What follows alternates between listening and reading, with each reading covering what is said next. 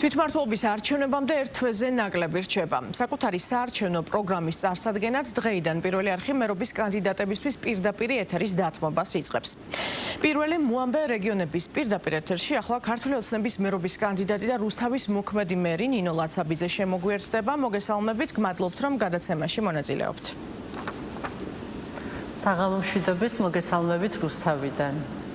ქალბატონო ნინო, მაყურებელს რომ გააცნოთ თქვენი საარჩევნო პროგრამა. ამჯერად რა არის გაწერილი და კონკრეტულად რა გეგმებზეა საუბარი თქვენს პროგრამაში?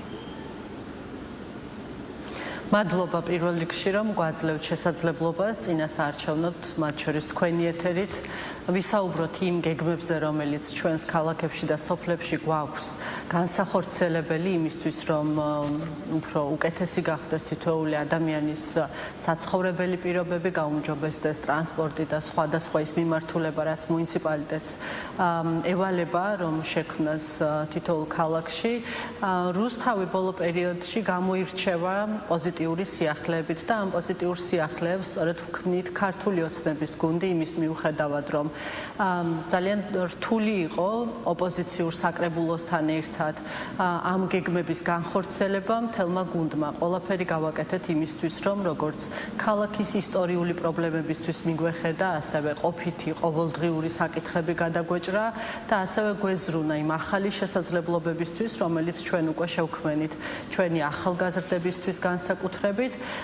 სამომავლო გეგმებით სწორედ ამ მიმართულებებს უკავშირდება ის, რომ ჩვენ ბევრი ახალი პროექტი განვახორციელეთ, რა თქმა უნდა არ გვაძლევს იმის თქმის შესაძლებლობას, რომ გამოწვევები დაძლეულია, აღარ არის თქვათ ლიფტების პრობლემა, აღარ არის სადარბაზოების პრობლემა, წყალარინების სისტემებია მოსაწესრიგებელი. დღეს ყველაზე კარგად ჩვენმა გუნდმა ვიცით რა პროექტების განხორციელება სჭირდება ჩვენს ქალაქს, სწორედ იმისთვის, რომ თითოეულმა რუსთაველმა თავი იგრძნოს უკეთესად, კომფორტულად და რაც ყველაზე მთავარია უსაფრთხოდ ჩვენს ქალაქში. ასე რომ არ გვაქვს დაპირებები, გვაქვს კონკრეტული გეგმები, რომელ გეგმებსაც უკვე ვახორციელებთ 4 წლის განმავლობაში.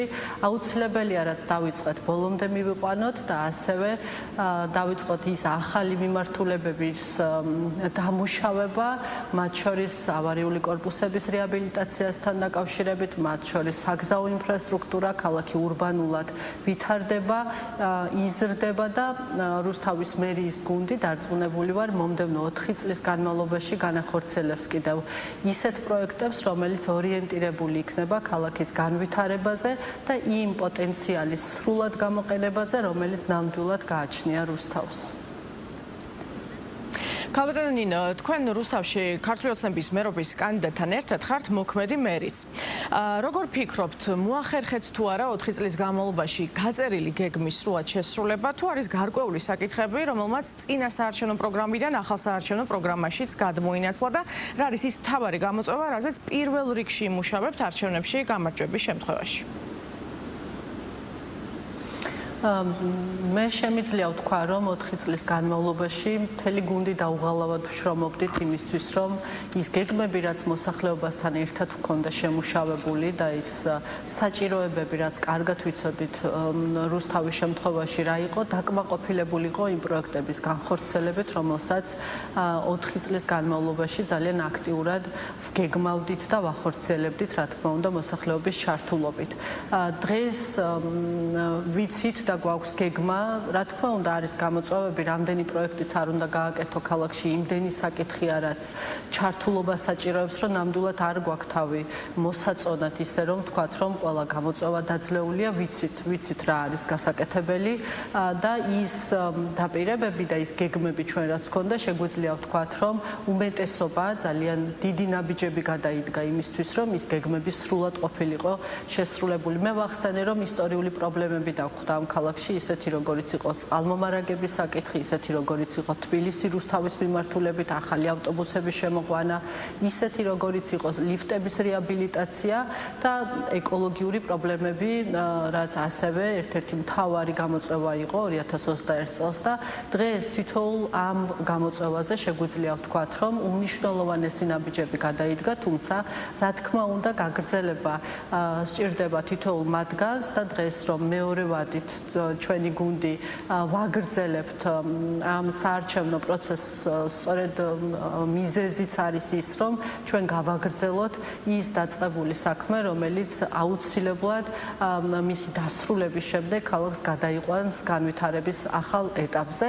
რა თქმა უნდა, ამასთან ერთად გვაქვს ახალი გეგმებიც, ისეთი, რომელიც როგორც კიდევ უფრო გააუმჯობესებს ყოველდღიურობას რუსთაველების, ჩვენ გვაქვს აქტიური შეხვედრები მოსახლეობასთან, იმის მიუხედავად, რომ 4 წლის განმავლობაში ალბათ დღე არ არის, როდესაც მოსახლეობის შეხვედრის გარეშე გქონოდა სამუშაო პროცესი, ამის მიუხედავად მაინც ამ საარჩევნო შეხვედრებზე კიდევ დამატებით იკვეთება ისეთი მიმართულებები, რაზეც რუსთავის მერიის გუნდი, რუსთავის საკრებულოსთან ერთად და ეს აუცილებლად ხაზგასასმელი და მნიშვნელოვანია, რომ რუსთავს უნდა ყავდეს როგორც აღმასრულებელში, ასევე წარმომადგენლობით ორგანოში უმრავლესობით წარმოდგენილი დეპუტატები, რომ სწორედ მათთან ერთად კიდევ უფრო სწრაფად გავაგრძელოთ ჩვენი ქალაქისთვის იმგვარი პროექტების განხორციელება, რომელიც თითოეულ რუსთაველს სჭირდება და თითოეული რუსთაველი სწორედ ამ შეხვედრებზე აყენებს. დიდი მადლობა. მოამბე რეგიონების ეთერში საუბრობდა ქართული ოცნების მერობის კანდიდატი და რუსთავის მოქმედი მერი ნინო ლაცაბიძე. მადლობა თქვენ.